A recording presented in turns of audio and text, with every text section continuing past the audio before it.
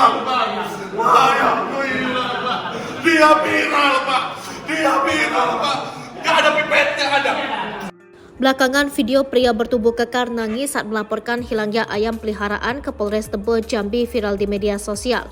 Polisi pun buka suara terkait fakta sebenarnya di balik viralnya video seorang pria bertubuh kekar menangis.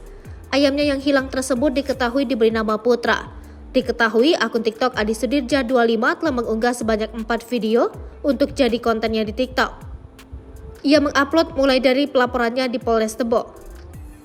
Kemudian persiapan personil dalam melakukan pencarian ayam hilang. Lalu ada sebanyak 7 personil Polri yang menangkap ayam.